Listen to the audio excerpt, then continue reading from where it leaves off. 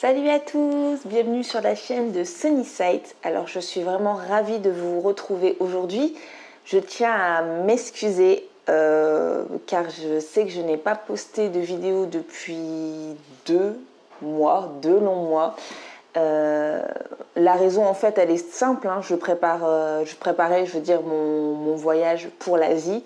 Donc tout s'est enchaîné par rapport aux organismes, par rapport aux adieux, par rapport comment dire, aux ambassades tout simplement. Donc voilà, j'ai réussi à obtenir mes 2 visas, donc la Corée et le Japon. Donc voilà, je tiens à vous le dire. Si ça vous intéresse, n'hésitez pas à me le dire dans les commentaires parce que comme je vous l'ai dit, je fais des vidéos en fonction de ma communauté. Donc si elle souhaite que je fasse une vidéo dédiée à un sujet, ça me va complètement. Donc c'est dans un coin de ma tête, hein. S'il y a d'autres personnes qui veulent faire ce que j'ai fait, c'est-à-dire partir 2 ans à l'étranger, et qui se demandent mais comment on fait, comment ça se prépare, est-ce que c'est dur, est-ce que c'est long, est-ce que tu as rencontré des embûches, on va dire. Bah voilà, je peux créer une vidéo dessus, mais voilà, je le ferai que si on m'en fait la demande, puisque pour l'instant ce n'est pas dans mes vidéos prioritaires. Donc dites-moi tout simplement ce que vous souhaitez. Je tiens aussi à dire que je suis là depuis maintenant presque 2 semaines. Donc voilà, ça allait très vite. J'ai changé 2 fois de logement. Donc cette vidéo, elle va être un petit peu dédiée justement à mes changements de logement, mes premières impressions par rapport à la Corée, puisqu'actuellement je suis en Corée.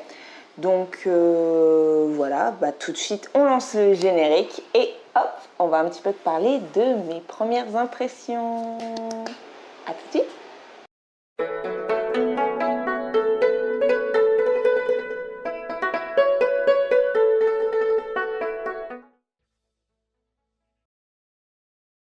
Avant toute chose, j'aimerais que vous sachiez que pour moi, c'est la première fois que je viens en Corée.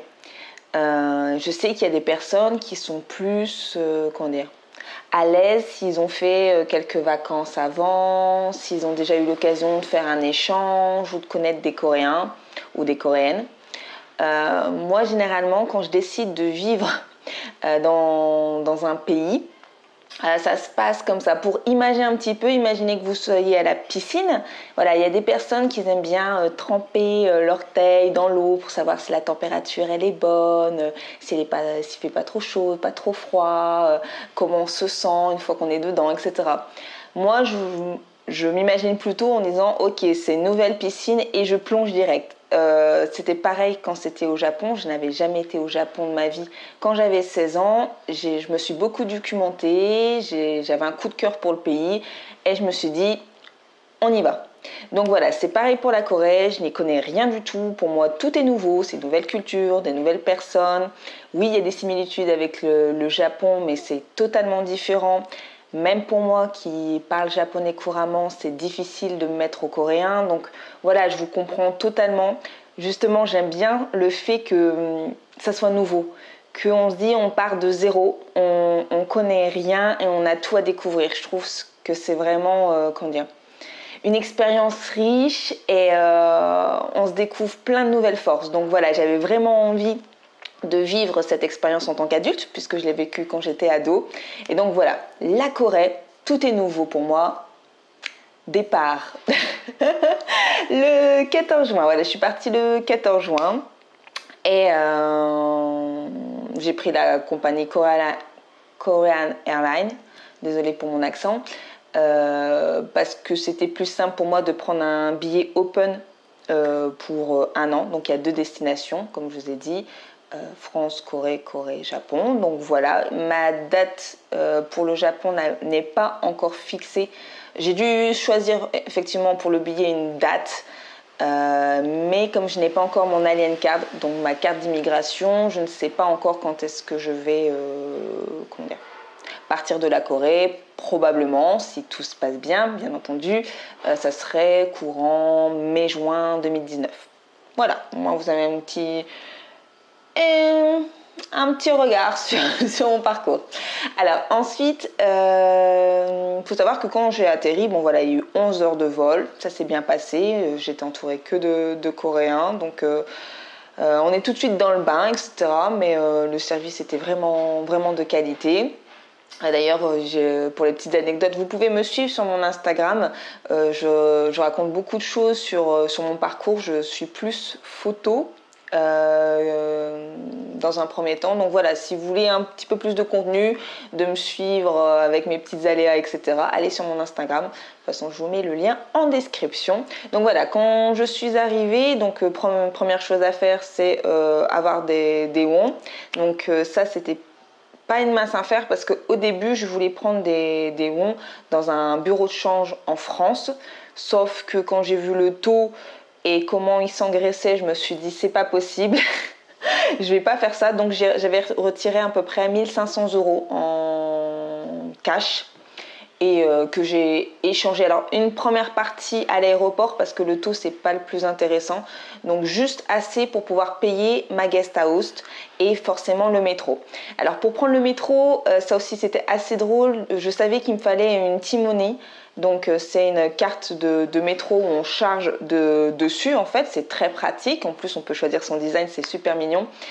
Et par contre, à l'aéroport, il ne parlait pas du tout anglais. Je ne suis pas non plus une queen en anglais, mais voilà, c'était très difficile de se faire comprendre dans un premier temps.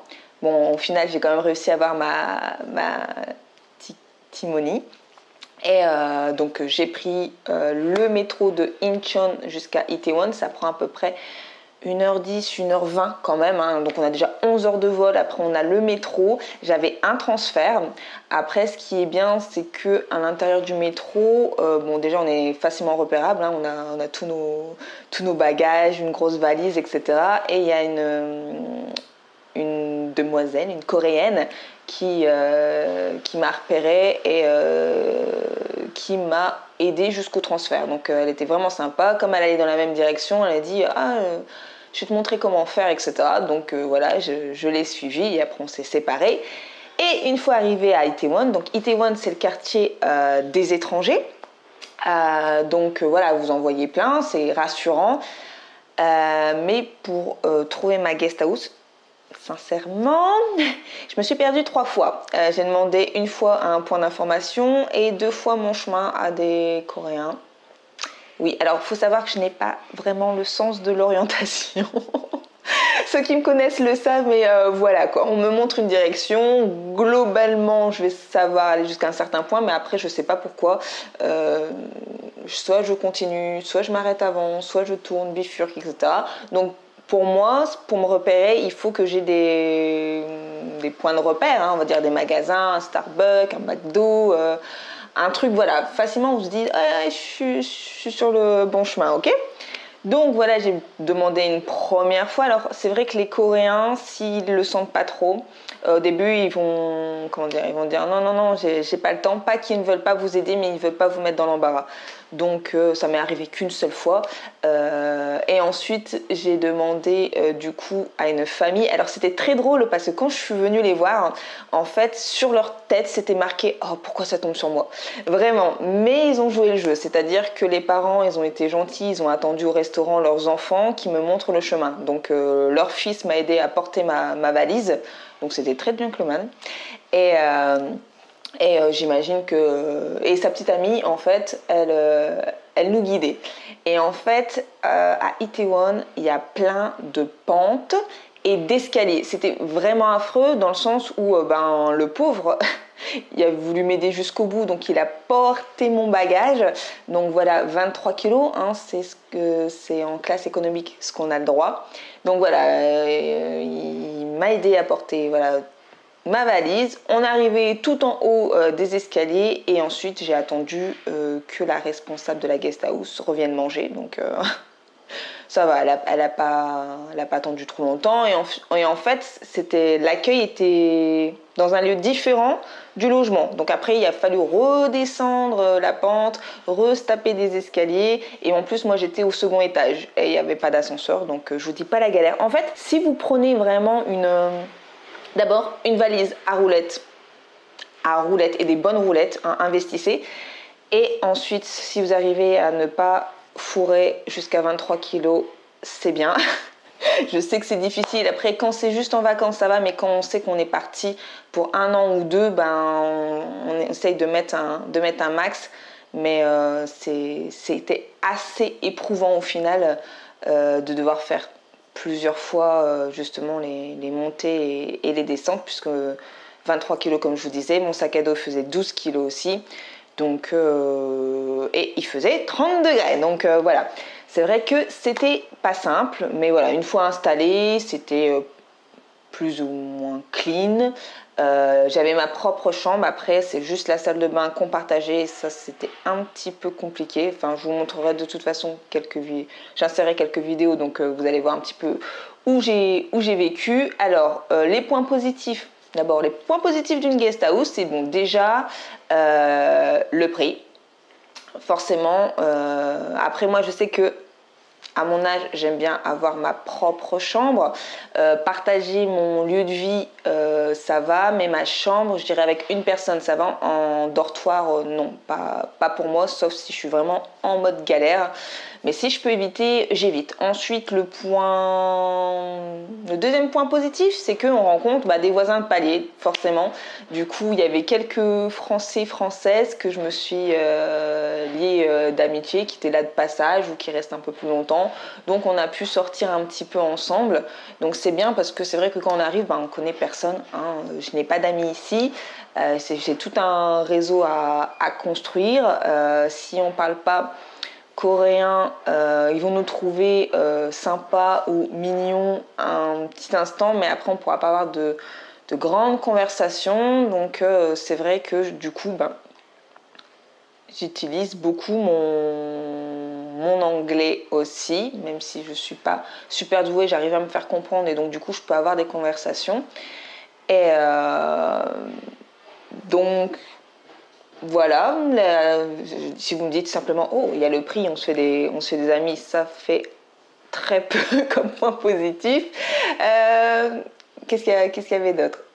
Alors Itaewon, c'est un bon quartier, mais si vous aimez sortir en fait. Pour moi, Itaewon, c'est un quartier qui est cher, il y a beaucoup d'étrangers donc c'est rassurant, mais voilà, sa vie c'est très bruyant et du coup ça vient sur les points négatifs puisque en fait j'étais au cœur d'Itaewon et je n'arrivais pas à dormir. Pendant une semaine, je n'ai pas réussi à dormir. Quand j'arrivais à dormir, c'était aux alentours de 3, 5, 7 heures du matin parce que j'étais juste à côté des bars et des karaokés. Donc quand vous entendez Edith Piaf la nuit en français, vous ne pouvez pas dormir, tout simplement.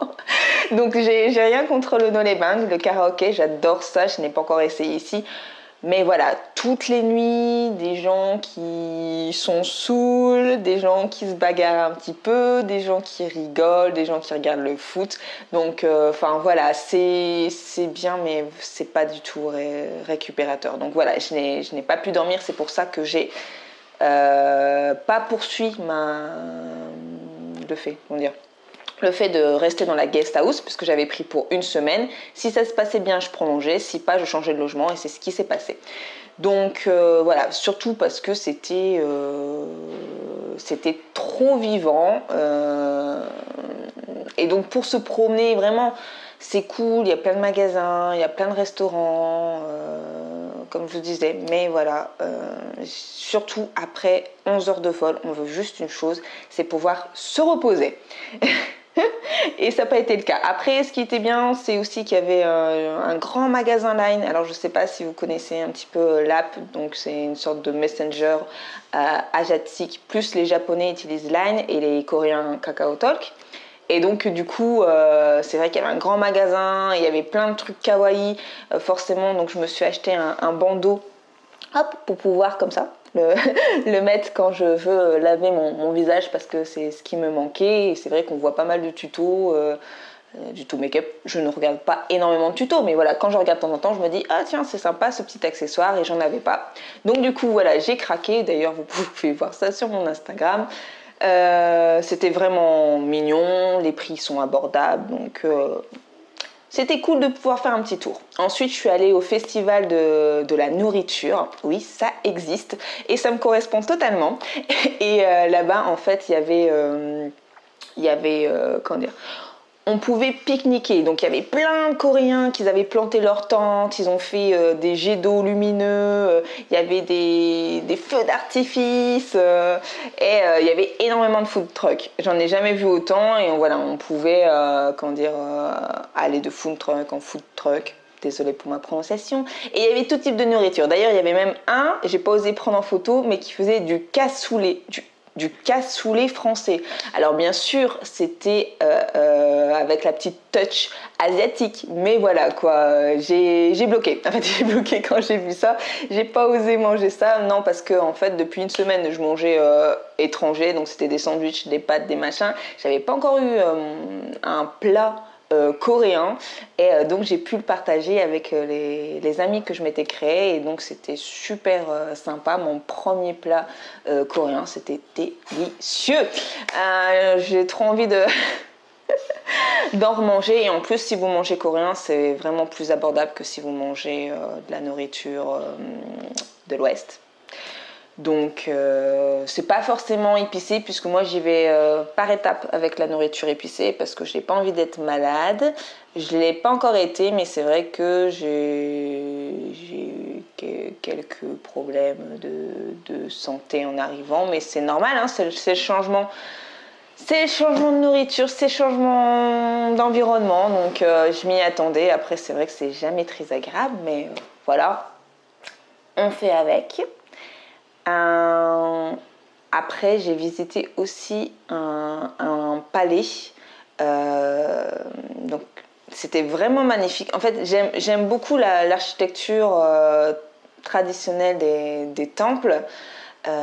Parce que déjà on se pose la question comment ils ont fait pour faire des choses aussi immenses et gracieux et donc en fait là-bas toutes les personnes pouvaient porter des vêtements traditionnels, etc. Cette fois-ci, je l'ai pas fait parce que pour moi, c'était la découverte.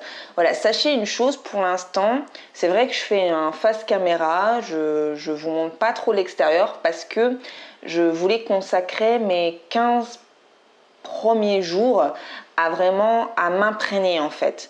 Le fait que quand on filme, quand on montre des choses, on vlog, etc., on n'est pas dans l'instant. Et moi, j'avais d'abord besoin de découvrir pour ensuite me dire ok, je peux ensuite montrer. Je me sens aussi à l'aise avec mon matériel, le sortir et vous faire découvrir. Là, pour l'instant, voilà, je voulais juste avoir quelques vacances. Désolée, ça va arriver, hein. Je vais prendre ma caméra et je vais sortir et je vais vous montrer des coins, etc. Mais pour le moment, voilà, je voulais profiter, on va dire, je voulais être un petit peu égoïste sur mon arrivée, je voulais juste m'immerger et vivre mes premiers jours en Corée. Donc, pour en revenir au palais, c'était vraiment magnifique. J'y retournerai avec ma caméra et j'espère pouvoir porter vraiment un habit traditionnel parce que c'est trop beau. Il ressemble vraiment à des princes, des princesses. J'avais l'impression que si je tournais derrière un pilier, j'allais voir Chona, donc c'est le roi dans l'ancienne époque et me dire je vais voir sa suite, etc. Non, c'était vraiment très beau, très reposant. J'ai pu aller jusqu'à la Maison Bleue. C'était, oui, c'est là où en fait on se rend compte que on vit, on est sur place, on n'est pas derrière un écran à regarder lorsqu'on regarde des films, des dramas. On voit vraiment, comment dire. Oui, on peut toucher déjà le fait que voilà, c'est de la pierre, c'est de la brique, c'est du bois, on a l'environnement, les sons, etc. Non, c'est vraiment magnifique. Je vous invite vraiment à visiter ce type de lieu parce que ça vaut vraiment le détour. Et je ne sais pas si vous savez, en ce moment, enfin, pour ceux qui sont fans de sport, le foot. Le foot aussi, c'est une vraie religion ici. Donc effectivement, il y a des matchs de foot et il y a des amies françaises qui disent viens, on va se mélanger à la foule, tu verras, c'est cool. Alors moi, je regarde pas la télé, je suis pas foot. Je préfère d'autres sports, mais je me dis oui, pourquoi pas. Et c'est vrai que il y a de l'ambiance. Les Coréens adorent comment dire, encourager leur propre équipe, donc ils sont super organisés. Il y a des nappes, du pique-nique, il y a des méga écrans pour retransmettre sur la place. Ils ont tous des goodies et ils chantent, enfin, ils sont vraiment à fond. Même dans les replays, ils revivent le moment. Genre, il y a un but qui a été raté, ça va être oh, et ils vont revoir le replay, ça va être oh, une seconde fois. Donc, enfin, je trouve qu'ils sont vraiment touchants en fait dans leur façon d'agir, et ils sont hyper disciplinés. Une fois que le match était terminé, bon là cette fois-ci c'était la Corée qui avait perdu puisque c'était contre Suède. Donc je sais plus comment retranscrire en français, mais voilà, ils avaient perdu ce match.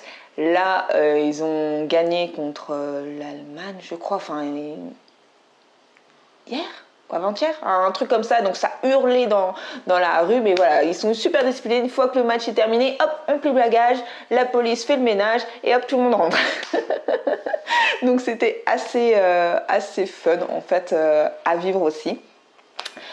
Qu'est-ce que j'ai fait d'autre? Je suis allée au Lotte World. Donc le Lotte, c'est comment dire, c'est un groupe qui a énormément de buildings, etc. À l'intérieur de la ville. Vous avez même un parc d'attractions, etc. Moi, je n'ai fait que visiter, comment dire, aller dans les parcs. J'avais besoin de me ressourcer et pas forcément d'avoir toujours ce bain de foule. Donc je me suis promenée toute l'après-midi et c'était vraiment, encore une fois, très, très agréable.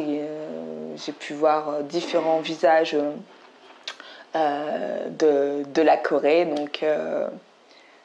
Donc je pense y retourner également. Pour les petites anecdotes assez drôles, je pense que j'ai un problème avec tout ce qui est porte, parce que en fait, il faut savoir que dans la guest house, ils avaient une drôle façon de fermer la porte. C'est-à-dire que vous avez la poignée et vous avez une clé. Et en fait, que vous tournez à droite ou à gauche, ça ouvre la porte. Et donc, je me souviens que pendant 20 minutes, j'ai galéré en disant droite, gauche, pourquoi elle ne se ferme pas? Et la petite astuce, en fait, c'est que à l'intérieur, en fait, de l'autre côté, vous devez appuyer sur un bouton pour locker, donc pour fermer la porte. Et ensuite, vous avez juste à tirer vers vous. Et après, vous vérifiez. Désolée, c'est l'anglais qui vient. Vous vérifiez que c'est bien fermé. Et en fait, la clé sert juste à ouvrir, jamais à fermer. Donc voilà, cette petite astuce va peut-être vous aider si vous êtes en guest house, parce que vraiment, tous les Français, ils ont galéré sur la même chose. C'était assez drôle. Et quand j'ai migré dans mon Airbnb, donc actuellement, je suis dans mon Airbnb et pareil, je ferai une seconde vidéo pour pas que ça soit trop long pour vous montrer comment est le Airbnb et qu'est-ce que j'en pense du Airbnb. Et en fait, quand je suis arrivée le premier jour, c'est des portes, faut savoir, automatiques. Donc, vous tapez un code et ensuite ça se débloque et il y a plusieurs boutons, etc. Et ma propriétaire m'avait dit, Sunny, ce bouton-là, t'y touches pas, c'est juste celui-là pour sortir. Et en fait, avec mes amis, on devait sortir rapidement, etc. Et j'ai pas fait gaffe et j'ai appuyé sur le mauvais bouton. Du coup, je me suis retrouvée coincée à l'intérieur. Et là, c'est un petit peu la panique, hein, parce qu'on est attendu, on a du réseau que quand on a du Wi-Fi, donc à l'intérieur des logements. Une fois sorti, on n'a plus rien puisqu'on n'a pas de SIM, on n'a pas de data. Et du coup, j'ai envoyé un message vite fait à ma propriétaire en disant « Je suis coincée, je suis désolée, j'ai dû toucher un truc qu'il fallait pas. » Donc, elle arrive et elle me dit « De l'extérieur, j'arrive pas à l'ouvrir. T'as dû appuyer sur un truc, essaye de refaire la même chose. » Sauf qu'en mode panique, quand il y a plusieurs boutons, on est un petit peu appuyé partout et donc du coup j'y arrivais pas. Et heureusement en fait la propriétaire c'est une Coréenne, mais elle parle japonais. Et comme je parle japonais couramment, du coup elle m'a donné les instructions en japonais et j'ai pu débloquer la porte. Donc j'étais assez soulagée et donc du coup je descends 4 à 4 et là il y a une nouvelle porte automatique et j'appuie sur un bouton. Et ce bouton-là, en fait, c'était juste le bouton d'alarme, en fait, quand on force une porte et que je ne sais pas si c'est relié à la police. Donc, du coup, La pauvre propriétaire est redescendue en disant cette fois-ci quel bouton t'as touché. Donc je lui ai montré, elle m'a dit non, pour sortir c'est celui de au-dessus, celui-là c'est pour l'alarme. Du coup je me suis dit je dois pas avoir un bon feeling avec les portes en Corée. Et pareil pour vous, si, écoutez vraiment les instructions qu'on vous donne. Je sais que quelquefois c'est dans les différentes langues et on ne comprend pas toujours. Si vous n'avez pas compris, redemandez une seconde fois ou refaites la manipulation vous-même, je pense que c'est même mieux. Et puis après on apprend de ses erreurs aussi, donc c'est assez, je dirais, rigolo en fait de se dire bon ok cette fois-ci j'ai merdé. Comment dire, j'ai un petit peu l'air ridicule, mais voilà, ça ne se reproduira plus.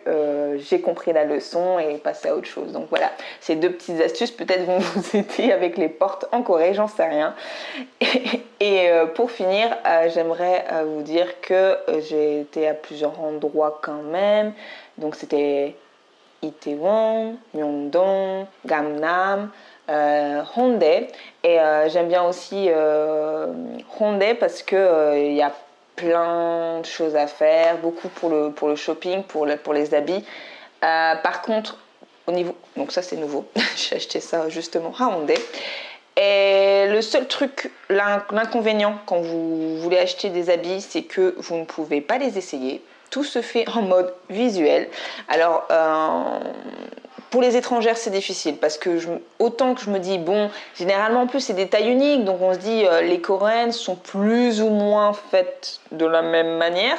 Mais dès que vous avez un corps avec des formes, c'est un petit peu plus compliqué. Si on vous dit non, vous n'avez pas le droit d'essayer, c'est à l'œil. Donc, du coup, ma petite astuce pour les vêtements, et ça je le tiens un coréen, c'est si vous voulez repérer des vêtements en fait, vous voyez la longueur de votre bras, la longueur de votre avant-bras, c'est la longueur, enfin la longueur de votre pied.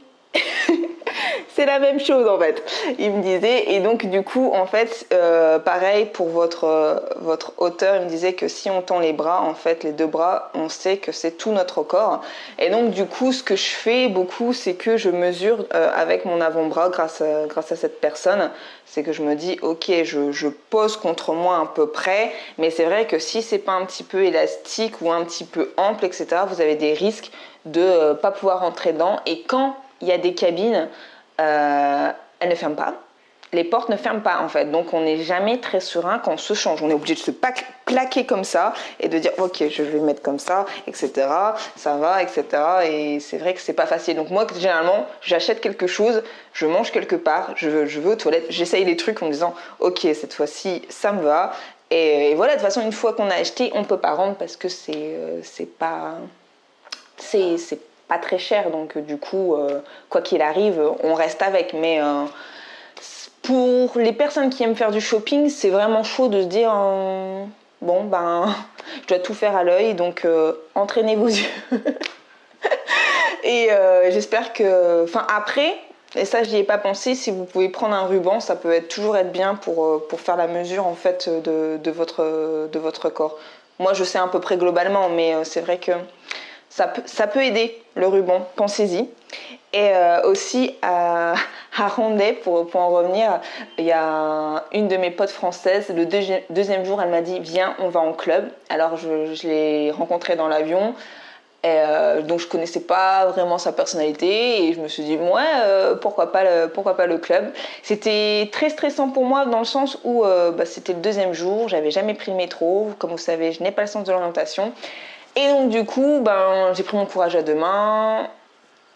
Nouvelle astuce aussi, quand vous n'avez ni data, ni carte SIM, etc., cherchez, une fois que vous avez du Wi-Fi, cherchez l'itinéraire et faites des captures d'écran. Je fais tout par capture d'écran et après je me dirige et je remonte le plan à des Coréens ou à des étrangers si besoin, parce que eux ils ont de la data et ils peuvent refaire le GPS et je reprends photo dessus à ce moment-là.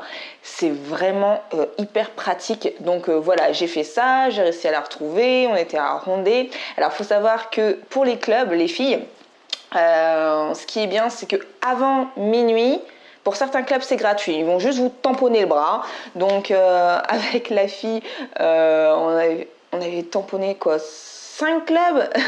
Ouais, 5 clubs. Et faut rentrer après minuit. Donc avant, vous faites la course au club, vous faites tamponner, entre guillemets. Ensuite, vous allez dans les clubs, vous profitez de la soirée. Donc c'est bien, c'est que la musique elle est sympa, l'ambiance aussi. Bon, dans certains clubs par contre c'est full, donc vous ne pourrez pas vraiment bouger. Donc quelquefois c'est un petit peu casse-bonbon. Vous avez aussi des casiers. Alors les casiers, vous pouvez laisser vos affaires. Donc généralement gardez passeport sur vous. Ouais, passeport, argent, téléphone sur vous. Parce qu'une fois que vous avez mis dans le casier, à chaque fois que vous allez vouloir avoir accès à vos affaires, vous allez devoir repayer le casier à chaque fois. Et ça peut vite être coûteux. Donc voilà, pensez-y. Et du coup, avec la française, j'ai pris, grâce à elle, parce qu'elle voulait pas partir, j'ai pris le premier métro du matin, donc 5h30. C'était une expérience aussi, mais depuis ce jour, je peux vous dire que je sais bien me diriger. C'est vrai que en Corée, le subway, donc le métro, est vraiment pratique et vraiment simple à comprendre. Depuis ce deuxième jour, je suis capable vraiment de y aller comme je veux. Sincèrement, c'est cool.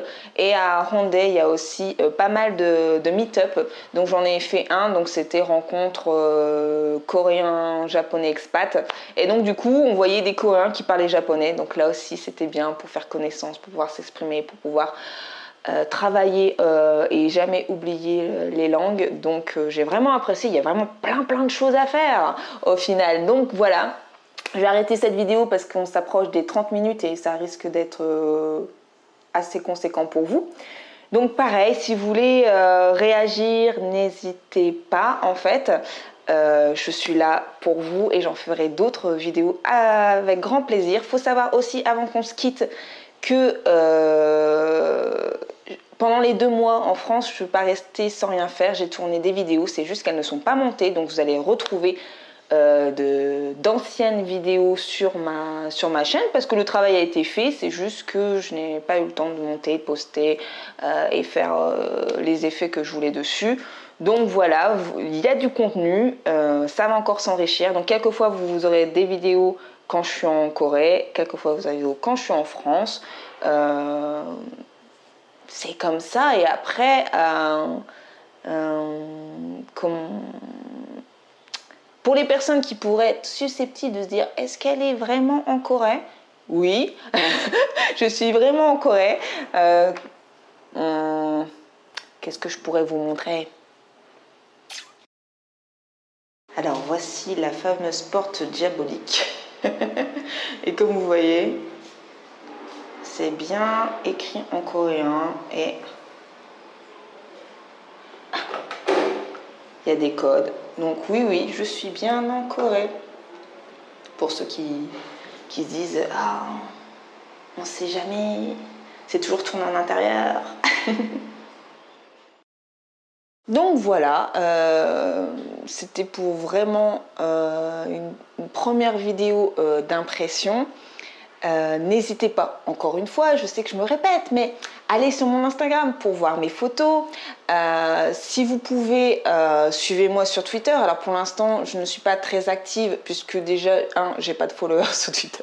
Et deux, j'ai pas, comme je vous ai dit, de data ou de SIM. Donc quand je suis à l'extérieur, tweeter en temps réel, c'est un petit peu compliqué. Mais voilà, mon Instagram, je le nourris. Ma chaîne YouTube, ça va venir aussi. Et puis n'hésitez pas à commenter, réagissez, likez, partagez. Enfin vraiment voilà, plus vous serez actifs, plus aussi j'aurai envie de vous donner d'autres astuces qui pourraient vous être utiles pour vous, pour que vous puissiez vivre votre séjour comme vous le rêviez. Et je suis vraiment contente d'être ici.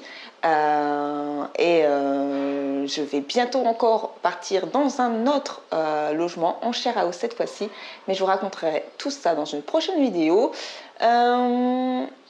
et je vous montrerai aussi un petit peu l'intérieur ici. Donc il y aura toujours un petit peu de décalage puisque le temps de tourner, ensuite monter, etc. et tout, et sortir la vidéo, voilà. Mais le contenu est là. Et puis, dites-moi aussi qu'est-ce qui vous a plus surpris. Est-ce que mes astuces vous sont utiles? Et puis voilà, c'est toujours un plaisir de vous retrouver. Et merci de me suivre sur ma chaîne YouTube. Matane! Merci d'avoir regardé la vidéo et n'hésitez pas à vous abonner, à activer la cloche et lâcher un like. Et vous pouvez me suivre sur Sunnyside sur Instagram.